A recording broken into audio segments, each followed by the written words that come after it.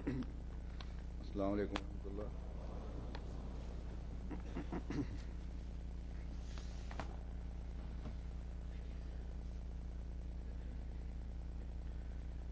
اشہد ان لا الہ الا اللہ وحدہ لا شریک لہ واشهد ان محمدا عبده ورسوله اما بعد فاعوذ بالله من الشیطان الرجیم. بسم اللہ الرحمن الرحیم. الحمد للہ رب العالمین الرحمن الرحیم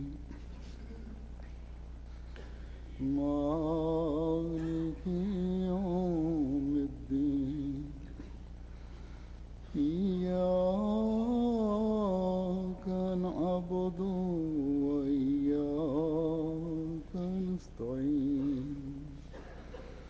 اهدنا الصراط المستقيم صراط الذين أنعمت عليهم غير المغضوب عليهم ولا الضالين.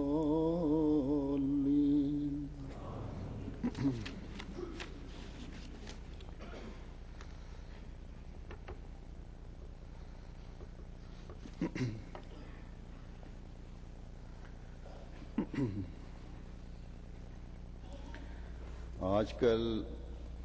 ہم محرم کے مہینے سے گزر رہے ہیں. اس کی 4 تاریخ ہے شاید آج، اور جنوری کی 2009 کی آج 2 تاریخ ہے. اتفاق سے اسلامی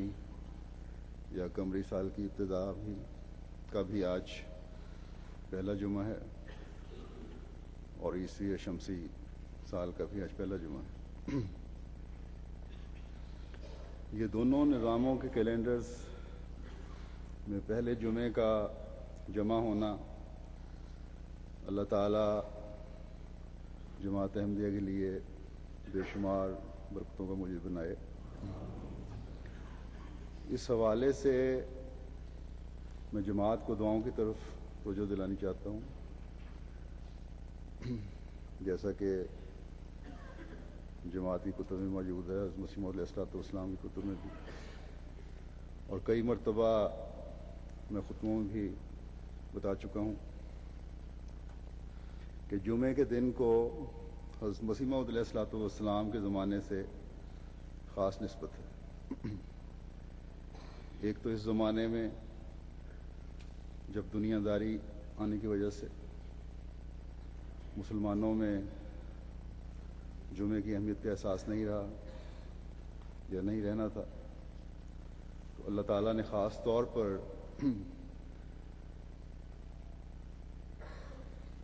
اللہ تعالیٰ کی عبادت کے اور خاص طور پر جمعہ کی نماز کے حوالے سے سورہ جمعہ میں مسلمانوں کو توجہ دلائی کہ اپنے دنیاوی مسائل میں نہ پڑے رہو، بلکہ ہمیشہ یہ ذہن میں رہے کہ تمام فضلوں کا منبع خدا تعالیٰ کی ذات ہے. اس لیے جمعے کی نماز کی طرف بھی توجہ رہے. پھر جب نماز سے فارغ ہو جاؤ تو اپنے دنیاوی کاموں میں بے شک مشغول ہو جاؤ اور اللہ تعالیٰ کا فضل تلاش کرو. اس صورت کے شروع میں آخرین میں سے حضرت صلی اللہ علیہ وسلم کے غلام صادق کے مبعوث ہونے کی بھی خوشخبری دی گئی. جس نے حضرت صلی اللہ علیہ وسلم کی بعثت کے مقصد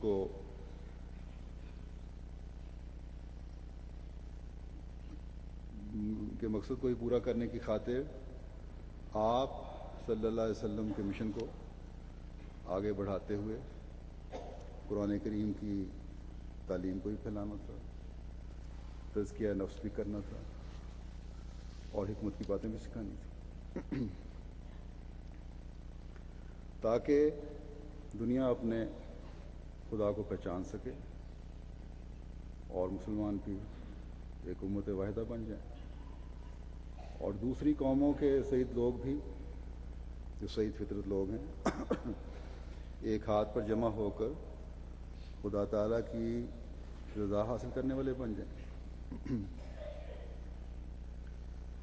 حضرت مسیح موعود اس کی علیہ الصلوۃ والسلام اس کی وضاحت کرتے ہوئے فرماتے ہیں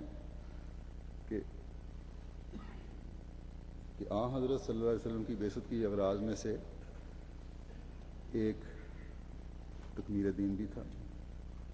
آپ فرماتے ہیں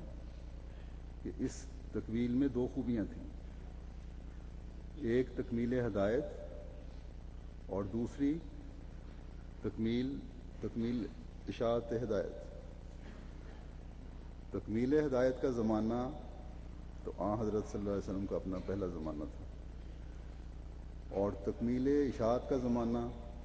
آپ کا دوسرا زمانہ ہے، جبکہ آخرین منہم لما یلحقوا بہم کا وقت آنے والا ہے، اور وہ وقت اب ہے، یعنی میرا زمانہ، یعنی مسیح موعود کا زمانہ۔ اس لیے اللہ تعالیٰ نے تکمیل ہدایت اور تکمیل اشاعت ہدایت کے زمانوں کو بھی اس طرح پر ملایا ہے، اور یہ بھی عظیم الشان جمع ہے۔ تکمیل ہدایت کا مطلب ہے کہ حضرت صلی اللہ علیہ وسلم کی بعثت کے ساتھ اللہ تعالیٰ کی تمام نعمتیں، چاہے وہ دنیاوی ہیں یا روحانی ہیں، اپنے نقطۂ عروج پر پہنچ گئیں، اور اس کامل دین کے بعد کسی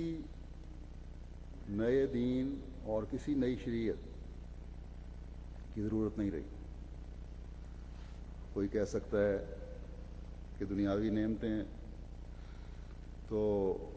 نقطۂ عروج پر نہیں پہنچی، بلکہ ہر روز نت نئی ایجادات ہو رہی ہیں، تو واضح ہو کہ حضرت صلی اللہ علیہ وسلم ہی ایک کامل نبی ہیں جن کو اللہ تعالیٰ نے ایک تو تمام انسانیت کے لیے مبعوث فرمایا، اور آپ ہی وہ کامل نبی ہیں جن کو قیامت تک کا زمانہ عطا فرمایا گیا، اور آپ پر اترنے والی کتاب قرآن کریم ہی وہ کامل کتاب ہے جو اپنے اندر پرانی تاریخ بھی لیے ہوئے ہے، نئے احکامات بھی لیے ہوئے ہیں، اور دنیاوی لحاظ سے جو نئی ایجادات ہیں ان کی پیشخبری بھی پہلے سے قرآن کریم نے دے دی، اور جوں کوئی نئی دریافت ہوتی جاتی ہے اس کی تائید قرآن کریم سے ملتی جاتی ہے۔ بلکہ مسلمان سائنسدان اگر غور کریں اور غور کر کے اپنی ریسرچ قرآن کریم کی پیشگوئیوں کے حوالے سے کریں یا اس علم کے حوالے سے کریں جو قرآن کریم میں ایک خزانے کی صورت میں موجود ہے، تو نئی ریسرچ کی بہت سی رہنمائی جو ہے وہ قرآن کریم سے ملے گی۔ پروفیسر ڈاکٹر عبدالسلام صاحب نے بھی اپنی ریسرچ قرآن کریم کے علم کی روشنی میں کی تھی، اور جیسا کہ میں پہلے ہی بتا چکا ہوں کئی دفعہ کہ ان کے غور کے مطابق قرآن کریم میں 700 کے قریب ایسی آیات ہیں جو سائنس سے متعلق ہیں، یا اس سے ایسی آیات ملتی ہیں جن سے سائنس کے بارے میں رہنمائی ملتی ہے۔ تو یہ ان کا غور ہے جو انہوں نے کیا. ہو سکتا ہے کوئی اور احمدی مسلمان سائنسدان اس وسیع سمندر میں غوطہ لگائے تو اس سے بھی زیادہ سائنس سے متعلقہ علم کے موتی تلاش کر کے لے آئے قرآن کریم میں سے. تو بہرحال حضرت مسیح موعود علیہ الصلوۃ والسلام فرماتے ہیں کہ تکمیل ہدایت تو حضرت صلی اللہ علیہ وسلم کے ذریعے سے ہو گئی. کوئی علمی، دینی، سائنسی، روحانی بات یا علم نہیں جو حضرت صلی اللہ علیہ وسلم کے ذریعے سے، کہ آپ کی لائی ہوئی تعلیم کے ذریعے سے تکمیل نہ پا گیا. لیکن اس زمانے میں بعض چیزیں پردہ غیب میں تھیں، ابھی سامنے نہیں آئی تھی، اس لیے گزشتہ لوگوں سے چھپی رہیں. لیکن مسیح موعود کے زمانے میں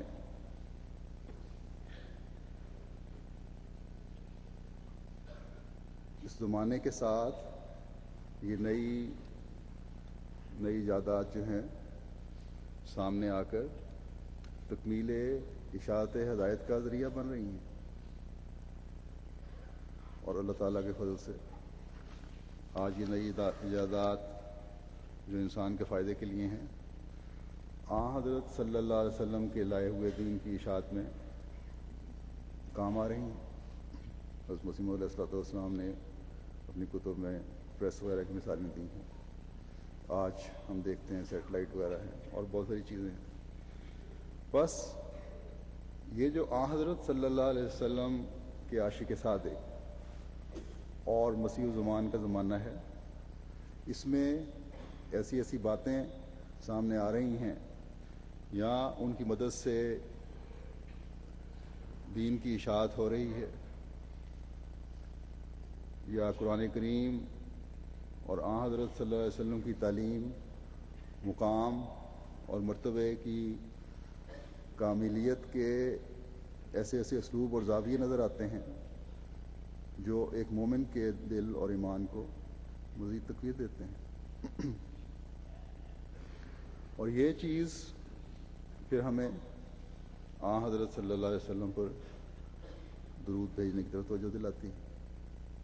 اللہم صلی علی محمد وبارک وسلم انک حمید مجید. جیسا کہ میں نے کہا تھا کہ ہجری سال کا بھی یہ پہلا جمعہ ہے اور شمسی کیلنڈر کا بھی یہ پہلا جمعہ ہے، یا قمری سال کا ہی پہلا جمعہ ہے اور شمسی کیلنڈر کا ہی پہلا جمعہ ہے. اور جمعہ کے حوالے سے حضرت مسیح موعود علیہ السلام کے زمانے کی بھی خاص اہمیت ہے.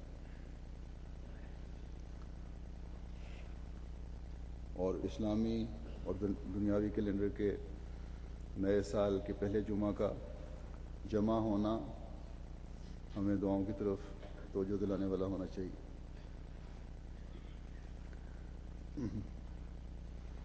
قمری اور شمسی دونوں نظام جو ہیں یہ خدا تعالیٰ کے پیدا کرتے ہیں. تو میں نے یہ جو کہا کہ اسلامی اور دنیاوی، یہ اس لیے کہ عموماً شمسی سال کی تاریخ جو ہے وہ پہلے سیزر کے زمانے سے، جولیس سیزر کے، اور پھر عیسائیوں کے زمانے سے گریگورین کیلنڈر کے نام سے جانی جاتی ہے.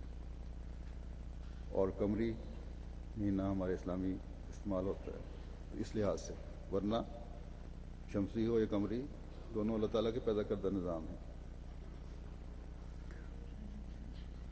تو جیسا کہ میں نے کہا اس سے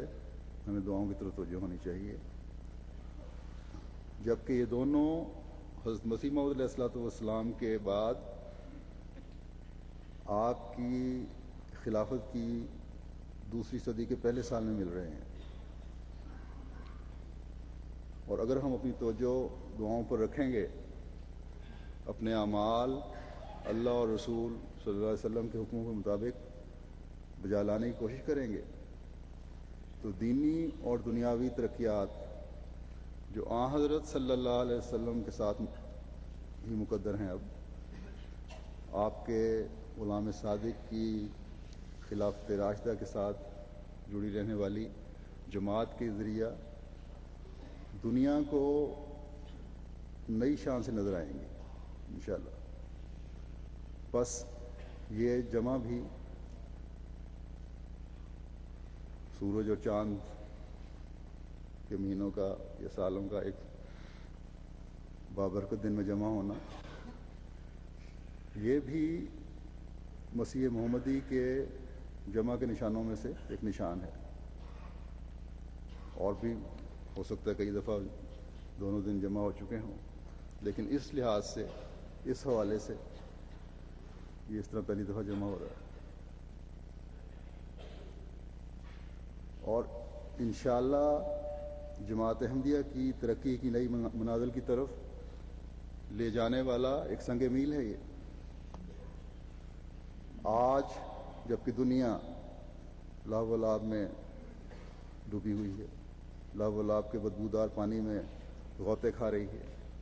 ایک احمدی کو اور ہر ملک کی ہر جماعت کو اپنی ذمہ داری سمجھتے ہوئے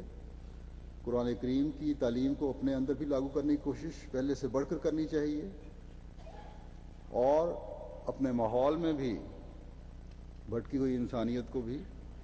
اس تعلیم سے روشناس کروانے کے لیے پہلے سے بڑھ کر کوشش کرنی چاہیے، اور گند میں ڈوبنے والوں کو صاف پانی سے نہلا دھلا کر خیر امت ہونے کا ثبوت دینا چاہیے ہمیں۔ یہ آج ایک احمدی کی بہت بڑی ذمہ داری ہے۔ آج اگر ہم نے اس ذمہ داری کو حقیقی رنگ میں ادا نہ کیا تو نہ ہی ہم خیر امت کہلا سکتے ہیں، نہ ہی مسیح محمدی کے حقیقی حواری کہلا سکتے ہیں، جنہوں نے نانو انصار اللہ کا نعرہ لگایا تھا، اور یہ نعرہ لگا کر ہر طرح کی مدد کا اعلان کیا تھا۔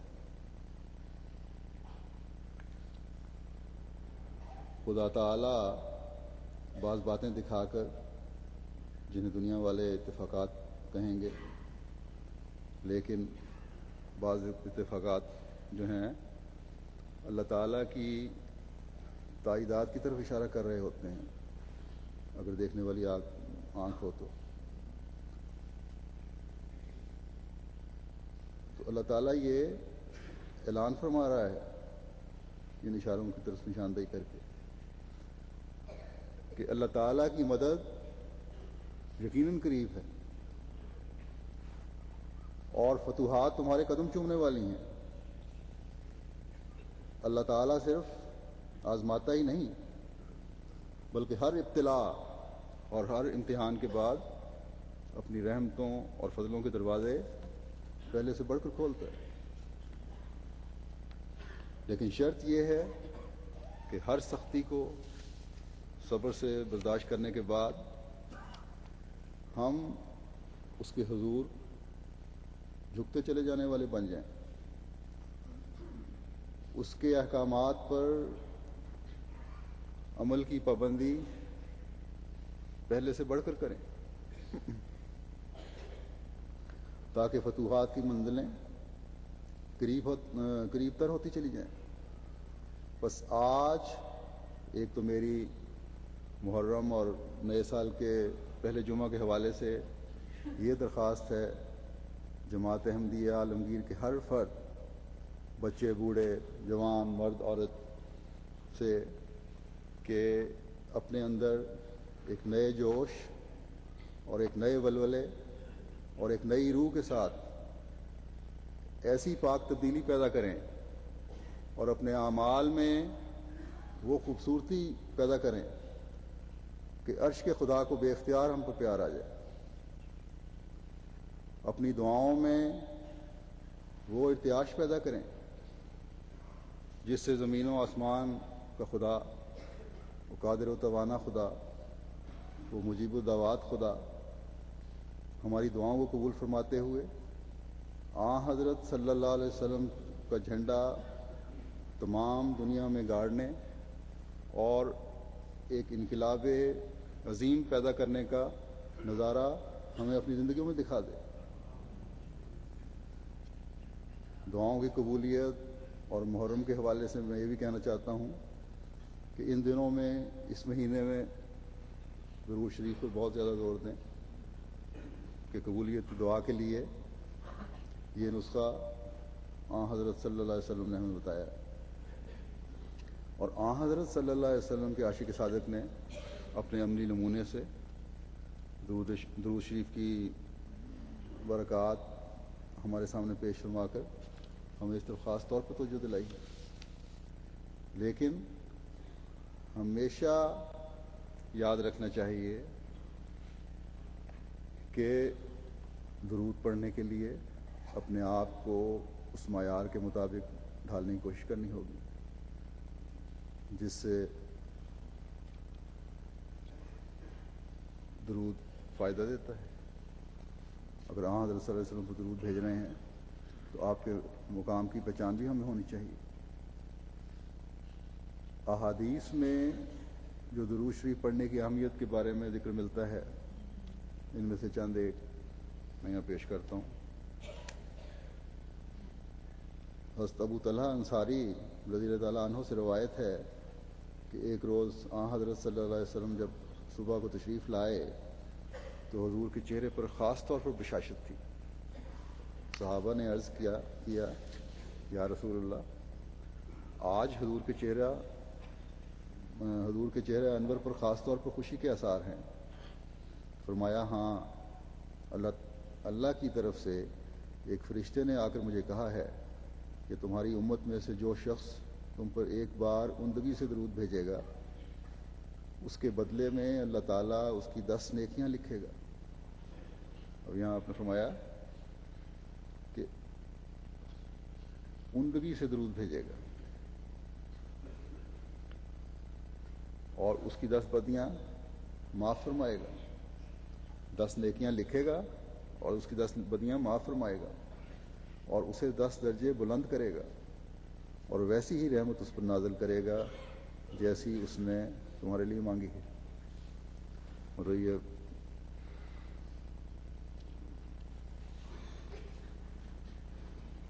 تو حضرت صلی اللہ علیہ وسلم کی خوشی امت پر اللہ تعالیٰ کی رحمت کے اظہار کی وجہ سے تھی. بس ہمارا کام ہے کہ اس رحمت کو لینے کے لیے آگے بڑھیں, خالص ہو کر حضرت صلی اللہ علیہ وسلم پر درود بھیجیں, اپنے گناہوں کی معافیوں کے بھی سامان کریں اور آئندہ نیکیاں کرنے کی توفیق ملنے کی بھی اللہ تعالیٰ سے مدد مانگیں یا اس کے سامان کریں. اللہ تعالیٰ کی رحمت کو جذب کرتے ہوئے اپنی دنیا و آخرت سنوارنے کے سامان کریں. پھر ایک روایت میں آتا ہے, حضرت ابو بکر صدیق رضی اللہ تعالیٰ عنہ سے روایت ہے کہ حضرت صلی اللہ علیہ وسلم نے فرمایا ہے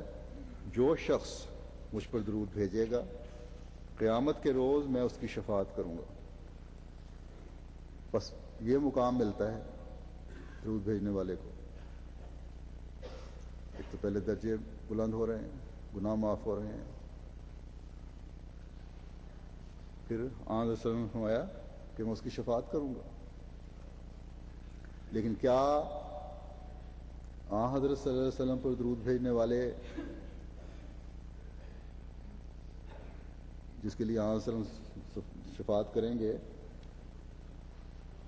اس کے دل میں دوسرے مسلمان کے لیے کوئی بغض اور کینہ ہو سکتا ہے؟ کیا ایسے لوگوں کی شفاعت ہوگی؟ اور پھر کیا جب ہم اللہم صلی علی محمد و آل محمد کہتے ہیں تو حضرت صلی اللہ علیہ وسلم کی آل کے خلاف کوئی کینہ اور بغض دل میں ہو سکتا ہے؟ اور کیا آپ کے صحابہ کے خلاف کوئی کینہ اور بغض کسی کے دل میں ہو سکتا ہے؟ اگر اس بات کو ہر مسلمان سمجھ لے تو آپس کی لڑائیاں اور رنجشیں اور فساد جو ہیں وہ خود بہت ختم ہو جائیں. کہ حضرت صلی اللہ علیہ وسلم کی شفاعت کے لیے اور درجات بلند کروانے کے لیے درود کا حق ادا کرنا ہوگا اور حق ادا کرنے کے لیے آپس کے کینے اور بغض بھی ختم کرنے ہوں گے، کیونکہ امت کے فرد ہیں ہم۔ کیا آن حضرت صلی اللہ علیہ وسلم کی شفاعت ان لوگوں کے لیے ہوگی جو منہ سے تو درود پڑھ رہے ہوں گے اور دل ان کے کٹے پھٹے ہوں گے؟ آن حضرت صلی اللہ علیہ وسلم تو دلوں کو جوڑنے کے لیے آئے تھے۔ آپ کے ماننے والوں کے بارے میں تو خدا تعالیٰ نے فرمایا ہے کہ رحماؤ بینہم، یعنی آپس میں ایک دوسرے کے لیے رحم اور ملاطفت کے جذبات رکھتے ہیں۔ لیکن کیا آج مسلمان کی ایسی حالت ہے کہ رحم کے جذبات رکھتے ہیں ایک دوسرے کے لیے؟ یہ محرم کا مہینہ ہے، ہر سال ہم خبریں سنتے ہیں کہ فلاں جگہ شیعوں کے تعزیے پر حملہ کیا گیا، فلاں جگہ امام باڑے پر حملہ کیا گیا۔ پاکستان میں بعض مولوی جو ہیں ان پر جو وہ لوگ جو دینی علم رکھنے والے سمجھے جاتے ہیں، جن سے توقع کی جاتی ہے کہ مسجد کے ممبر سے ہمارے آقا اور مولا حضرت محمد مصطفیٰ صلی اللہ علیہ وسلم کی سنت کو پورا کرتے ہوئے، اس جگہ کا خوف دل میں رکھتے ہوئے محبت اور پیار کا پیغام دیں، لیکن یہ ہوا و ہوس میں ڈوبے ہوئے لوگ ممبر رسول صلی اللہ علیہ وسلم سے نفرتوں کا پیغام دیتے ہیں، محبتوں کے سفیر بننے کے بجائے نفرتوں کے پیغامبر بنتے ہیں۔ اور پھر اسی وجہ سے حکومت بھی یہ اعلان کرتی ہے اور یہ اعلان اخباروں میں چھپتے ہیں کہ فلاں مولوی پر فلاں جگہ جانے پر پابندی ہے، اتنے عرصے کے لیے پابندی لگائی گئی ہے، تاکہ وہ لوگوں کے دلوں میں ایک دوسرے کے خلاف نفرتوں کے بیج نہ بو سکیں۔ بس یہ تو حال ہے آج ان لوگوں کا جو ایک طرف تو قرآن اور سنت کی تعلیم دیتے ہیں اور دوسری طرف نفرتوں کے بیج بوتے ہیں۔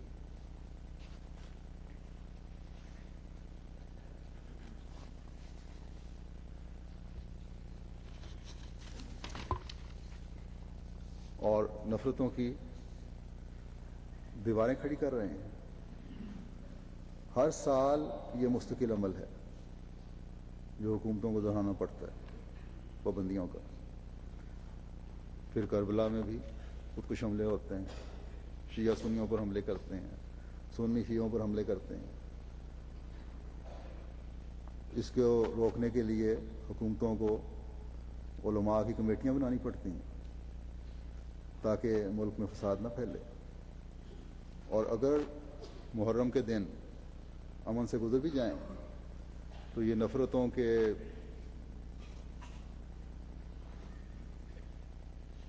جو باتیں ہیں،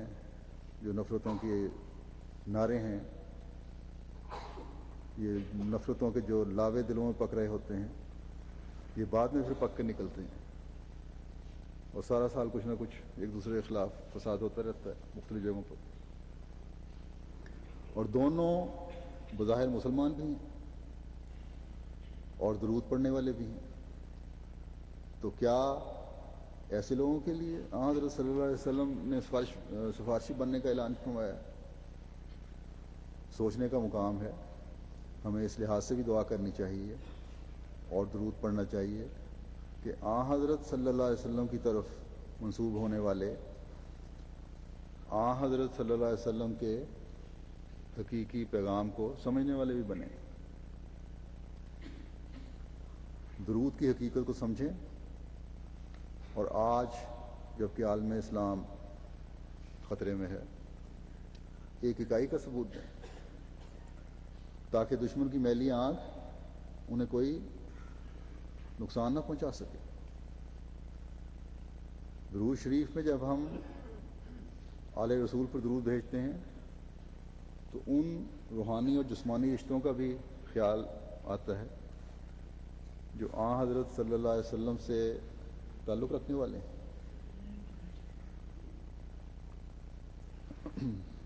حضرت صلی اللہ علیہ وسلم کے وہ خونی رشتے جنہوں نے روحانی رشتہ دار ہونے کا بھی حق ادا کیا ہے، اور ایسا حق ادا کیا ہے کہ جس کے معیار بلندیوں کو چھو رہے ہیں، ان کے بارے میں کسی حقیقی مسلمان کے دل میں خیال آ ہی نہیں سکتا کہ کوئی نازیبا کلمات ان کے بارے میں کہیں، بلکہ درود پڑھتے وقت بھی وہ لوگ فوراً سامنے آگے کھڑے ہو جاتے ہیں جب آل رسول پہ ہم درود بھیجتے ہیں۔ اسی طرح حضرت صلی اللہ علیہ وسلم کے صحابہ ہیں،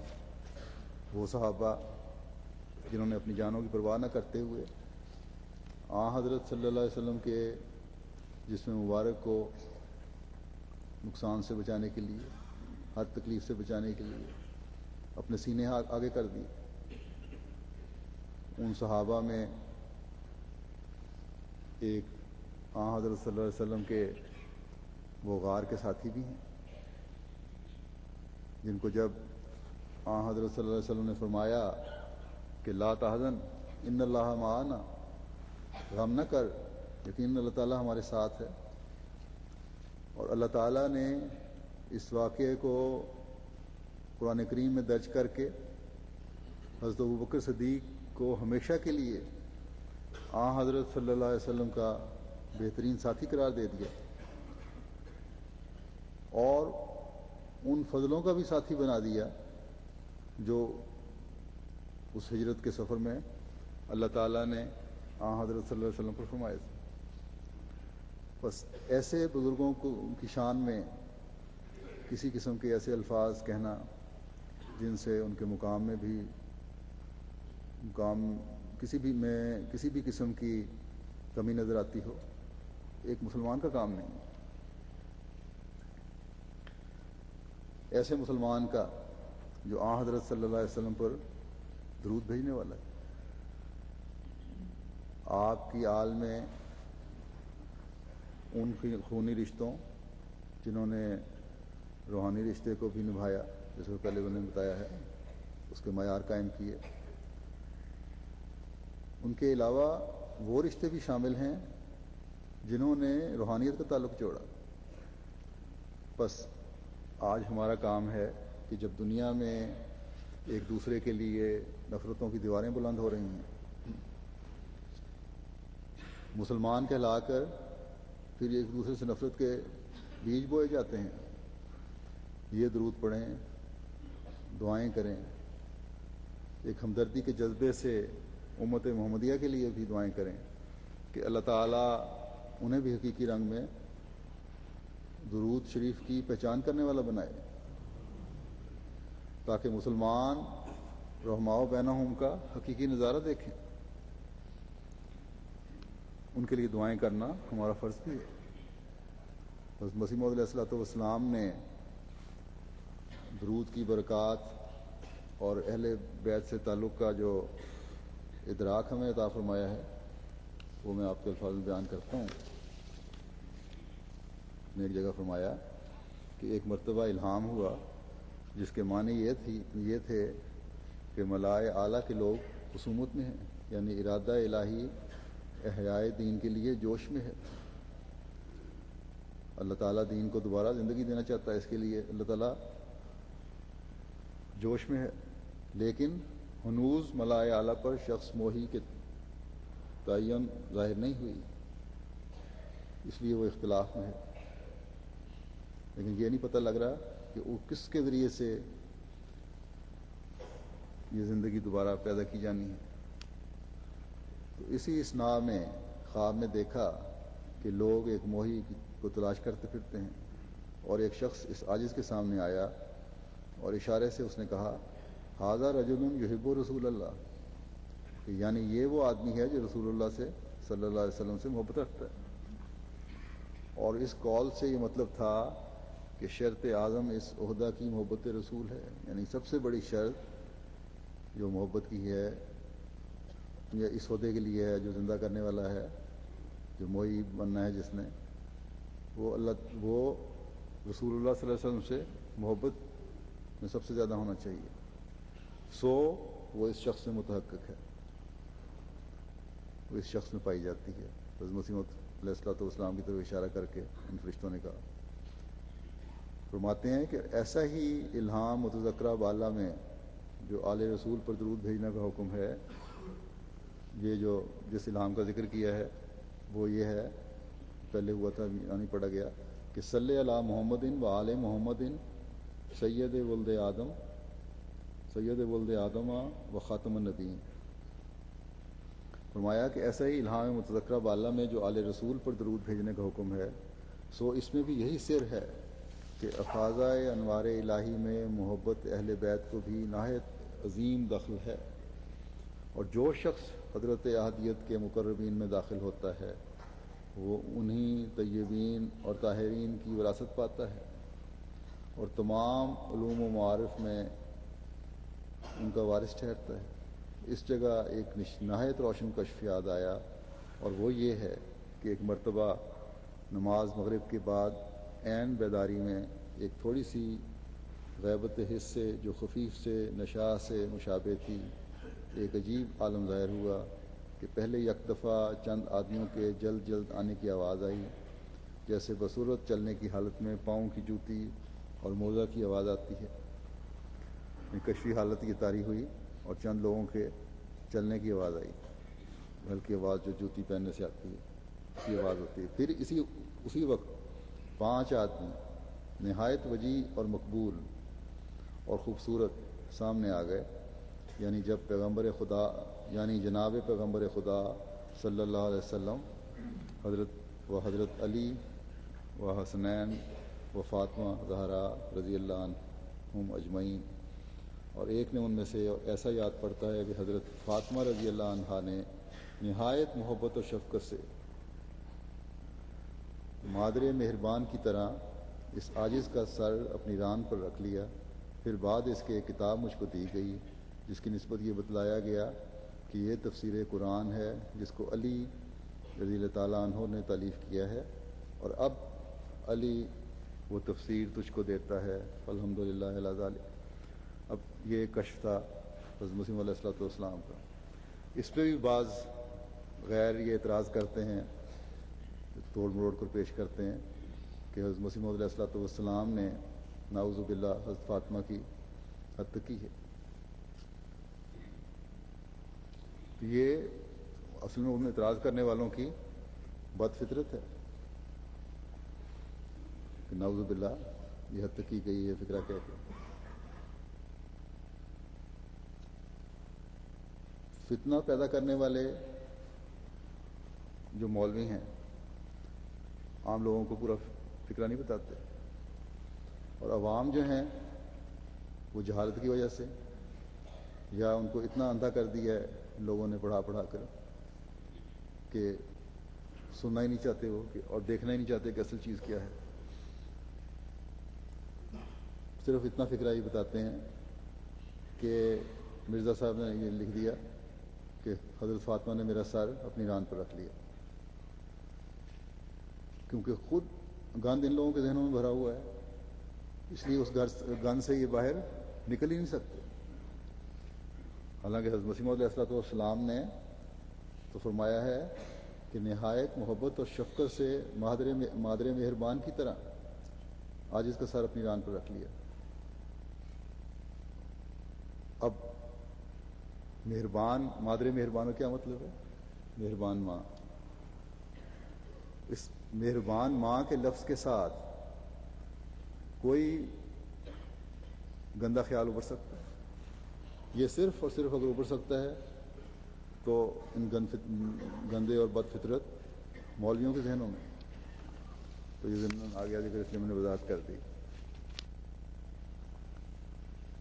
تو یہ جو سارا کشف اور الہام ہے، ایک تو اس میں حضرت مسیح علیہ الصلوۃ والسلام کے مسیح و مہدی ہونے کے مقام کے بارے میں پتہ چلتا ہے کہ یہ اسی درود کی وجہ سے تھا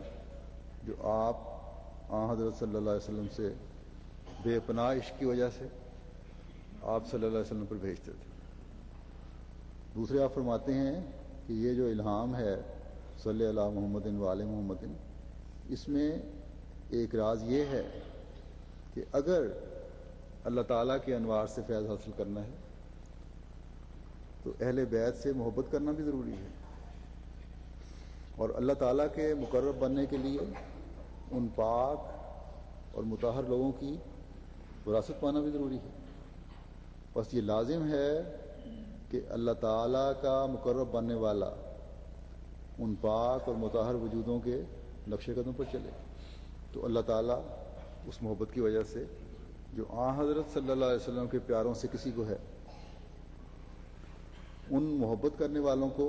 اپنے قرب سے نوازتا ہے۔ بس یہ حقیقی محبت ہے کہ اپنے محبوب کے پیاروں سے بھی محبت ہو،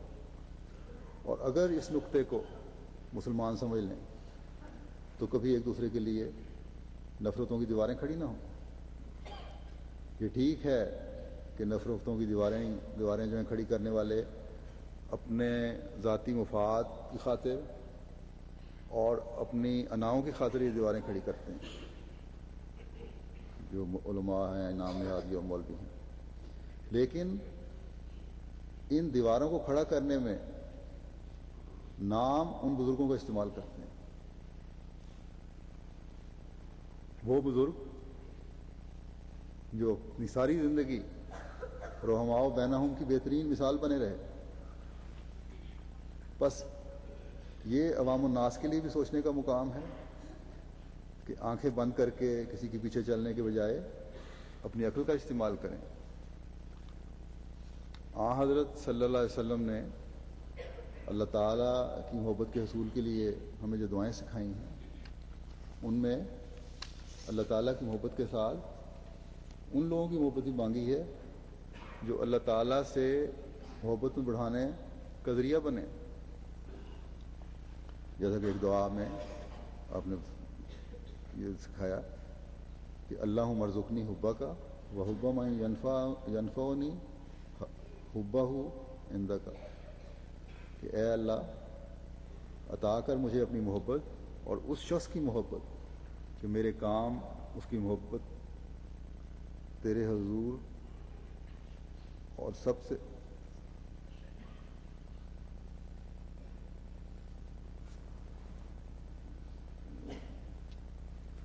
اپنی محبت اس شخص کی محبت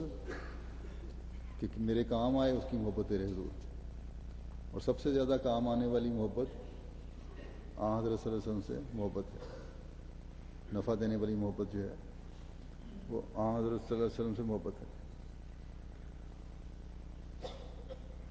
جو اللہ تعالیٰ کے قریب کرتی ہے، اور یقیناً ان لوگوں سے بھی محبت اللہ تعالیٰ کا قرب دلاتی ہے جن سے حضرت صلی اللہ علیہ وسلم نے محبت کی۔ جہاں ہمارا کام یہ ہے کہ حضرت صلی اللہ علیہ وسلم کے ہر حکم کی اور ہر کام کی پیروی کریں، وہاں یہ بھی ضروری ہے کہ جن سے آپ نے محبت کی ان سے ہم بھی محبت کریں۔ اور بے شمار روایات ہیں جن سے پتہ چلتا ہے کہ حضرت صلی اللہ علیہ وسلم نے جہاں اپنی جسمانی اور روحانی آل سے محبت کی، یعنی جسمانی آل سے جو جن کا روحانی تعلق بھی تھا اور ہے، ان سے محبت کی، وہاں صرف جو روحانی اولاد تھی، آپ کے ماننے والے تھے، صحابہ تھے، ان سے بھی محبت کی۔ اس کا اظہار اس خوشی سے ہی ہوتا ہے کہ امت کے لوگ جو درود بھیجیں گے اللہ تعالیٰ ان پر رحمت فرمائے گا، اور اس پر آپ بے انتہا خوش ہیں۔ وہی نہیں جو اس وقت کے صحابہ تھے، بلکہ تا قیامت آنے والے وہ تمام وہ لوگ جو حضرت صلی اللہ علیہ وسلم پر درود بھیجنے والے ہیں، اور اللہ تعالیٰ نے کیونکہ ان سے رحمت کا سلوک فرمانا ہے، اس بات سے بے انتہا خوشی پہنچ رہی ہے حضرت صلی اللہ علیہ وسلم کو، اور خوشی تبھی پہنچتی ہے جب حقیقی محبت ہو۔ اگر اس اصل کو مسلمان سمجھ جائیں تو کبھی کسی بھی قسم کے فساد نہ ہو، کبھی ایک دوسرے کی مسجدوں پہ خودکش حملے نہ ہوں، کبھی علماء کو ایک جگہ سے دوسری جگہ خاص طور پر محرم کے مہینے میں جانے پر پابندیاں عائد نہ ہوں۔ بہرحال ہمارا کام یہ ہے کہ ان کی بھلائی کے لیے دعائیں کرتے رہیں، مسلمان بھی سوچیں کہ کیا وجہ ہے کہ ایک زمانہ تھا کہ جب آپس میں رحم اور ملاطفت کے نظارے نظر آتے تھے، آج مختلف گروپوں سے، مختلف گروہوں سے، مختلف طبقوں سے نفرتوں کے لاوے ابلتے ہیں۔ کس کی نظر کھا گئی اس امت کو؟ کہاں نافرمانی ہو گئی جس کی سزا یہ مل رہی ہے؟ سوچیں اور سوچیں تاکہ اسلام کا اصل حسن جو ہے دنیا کو دکھا سکیں، اپنی کمزوریوں پر نظر کریں۔ بس پھر میں کہوں گا کہ آج کل ہم احمدیوں کو چاہیے کہ اس مہینے میں درود شریف بھی بہت پڑھیں، امت مسلمہ کو آپس کی لڑائی جھگڑوں اور فتنوں اور فسادوں سے محفوظ رہنے کے لیے دعائیں بھی بہت کریں، اور آن حضرت صلی اللہ علیہ وسلم کی آل اور اصحاب اور تمام ان لوگوں سے جن سے ہمارے محبوب آقا نے محبت کی، ایسی محبت کا اظہار کریں جو بے مثال ہو۔ آن حضرت صلی اللہ علیہ وسلم کی وہ جسمانی اولاد جس نے آپ سے روحانی رشتہ بھی قائم رکھا، ہماری محبت کے یقیناً حقدار ہے اور بہت زیادہ حقدار ہے۔ بس مسیح موعود علیہ الصلوۃ والسلام حضرت حسین رضی اللہ تعالیٰ عنہ کے بارے میں فرماتے ہیں کہ حسین رضی اللہ عنہ طاہر مطہر تھا، اور بلا شبہ وہ ان برگزیدوں میں سے ہے جن کو خدا تعالیٰ اپنے ہاتھ سے صاف کرتا ہے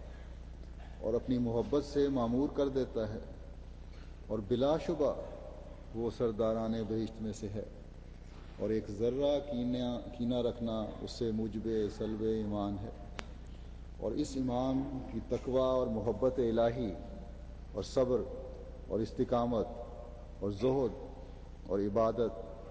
ہمارے لیے اسوہ حسنہ ہے۔ تباہ ہو گیا وہ دل جو اس کا دشمن ہے، اور کامیاب ہو گیا وہ دل جو عملی رنگ میں اس کی محبت ظاہر کرتا ہے۔ بس یہ محبت ہے حضرت امام حسین سے ہر احمدی کو جو کرنی چاہیے، جس کی حضرت مسیح موعود علیہ الصلوۃ والسلام نے ہمیں تعلیم دی ہے۔ اسی طرح صحابہ کا مقام بھی ہمارے دل میں قائم ہے، اس کے بارے میں بھی حضرت مسیح موعود علیہ الصلوۃ والسلام نے فرمایا ہے۔ حضرت ابوبکر، حضرت عثمان، حضرت عمر کا مقام بھی ہمارے دلوں میں قائم ہے۔ یہ نہیں کہ ایک طرف کی محبت ہوئی دوسری طرف کم ہو گئی۔ اللہ تعالیٰ اور اس کے رسول سے محبت کرنے والوں سے ہمیں محبت کرنی ہے۔ صحابہ کا مقام بیان کرتے ہوئے حضرت مسیح موعود علیہ الصلوۃ والسلام فرماتے ہیں کہ صحابہ کرام نے اللہ تعالیٰ اور اس کے رسول صلی اللہ علیہ وسلم کی راہ میں وہ صدق دکھلایا کہ انہیں رضی اللہ عنہم و رضوا عنہ کی آواز آ گئی۔ یہ اعلیٰ درجہ کا مقام ہے جو صحابہ کو حاصل ہوا، یعنی اللہ تعالیٰ ان سے راضی ہوا اور وہ اللہ تعالیٰ سے راضی ہو گئے۔ حضرت ابوبکر صدیق رضی اللہ تعالیٰ عنہ کے بارے میں حضرت مسیح موعود علیہ السلام فرماتے ہیں کہ آپ اسلام کے آدم ثانی اور خیر الانام کے مظہر اول تھے، اور گو آپ نبی تو نہ تھے مگر آپ ہی نبیوں اور رسولوں، آپ میں نبیوں اور رسولوں کی قوتیں موجود تھیں، یعنی آپ حضرت صلی اللہ علیہ وسلم کے مظہر تھے، ان کے خوبوں پہ چلنے والے تھے۔ پھر حضرت عمر کے بارے میں آپ فرماتے ہیں کہ ان کے حق میں یہ حدیث ہے کہ شیطان عمر رضی اللہ تعالیٰ عنہ کے سائے سے بھاگتا ہے۔ دوسری حدیث یہ ہے کہ اگر میرے بعد کوئی نبی ہوتا تو عمر رضی اللہ تعالیٰ عنہ ہوتا۔ تیسری حدیث ہے کہ پہلی امتوں میں محدث ہوتے رہے ہیں، اگر اس امت میں کوئی محدث ہے تو وہ عمر ہے۔ بس ہمارے لیے تو آن حضرت صلی اللہ علیہ وسلم کے سب پیارے ہی بہت پیارے ہیں۔ اللہ تعالیٰ امت مسلمہ کو بھی ہر قسم کے تفریقہ کو ختم کرنے کی توفیق عطا فرمائے کہ آج بیرونی طور پر بھی مخالفت زوروں پر ہے. آج ہمیں ایک ہو کر اللہ تعالیٰ کے حضور جھکنے کی ضرورت ہے. اب یہ جو اسرائیل اور فلسطینیوں کے درمیان جو لڑائی ہو رہی ہے، اس میں بھی صحیح رہنمائی نہ ہونے کی وجہ سے مظلوم فلسطینی نقصان اٹھا رہے ہیں، اپنوں کو خود ہی نقصان پہنچوا رہے ہیں یہ. اور اس زمانے میں رہنمائی حضرت مسیح موعود علیہ الصلوۃ والسلام نے فرما دی کہ دین کے نام پر جنگیں نہ کرو. کوئی جنگ بھی جو دین کے نام پہ ہوگی وہ کامیاب نہیں ہوگی. اور اس جنگ میں تو ویسے بھی کوئی توازن نہیں ہے. عقل کا تقاضا بھی یہی ہے کہ بات چیت سے مسئلہ ختم کیا جائے تاکہ معصوم جانوں کو ضائع ہونے سے بچایا جائے. اسرائیل کے حملہ تو حملہ جو ہے معصوموں پر ہے. ٹھیک ہے، کچھ ان کے ٹارگٹ بھی مر رہے ہیں،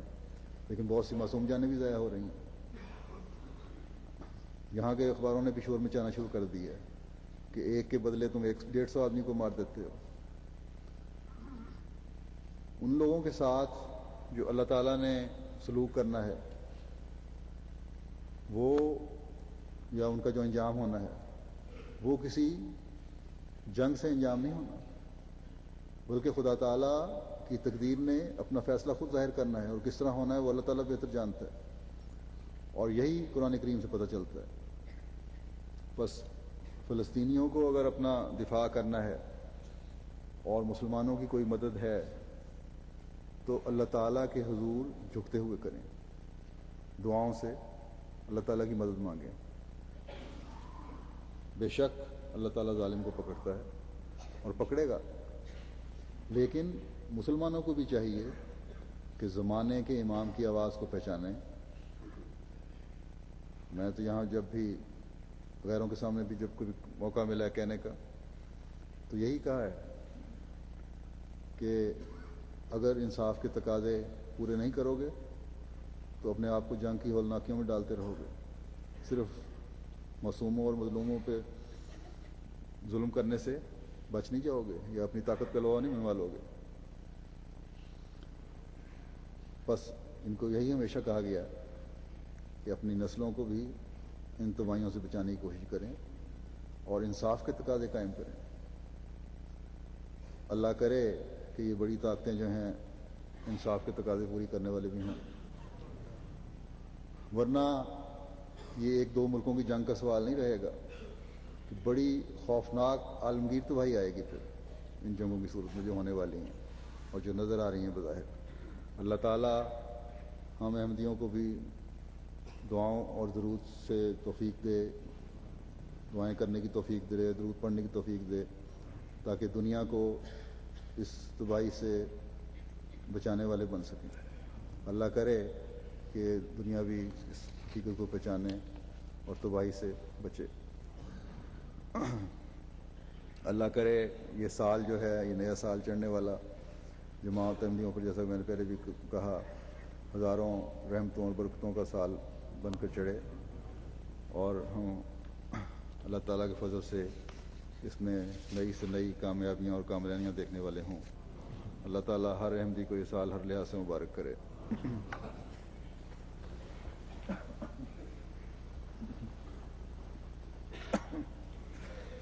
الحمد للہ نحمده ونستعینه ونستغفره ونؤمن به ونتوکل علیہ ونعوذ باللہ من شرور انفسنا ومن سیئات اعمالنا من يهده الله فلا مضل له ومن يضلله فلا هادي له ونشهد أن لا إله إلا الله ونشهد أن محمدا عبده ورسوله. عباد الله رحمكم الله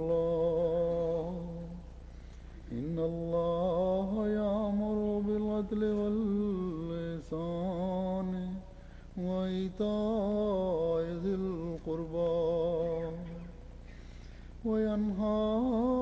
عن الفحشاء والمنكر والبغي يعظكم لعلكم تذكرون اذكروا الله يذكركم وادعوه يستجب لكم ولذكر الله أكبر.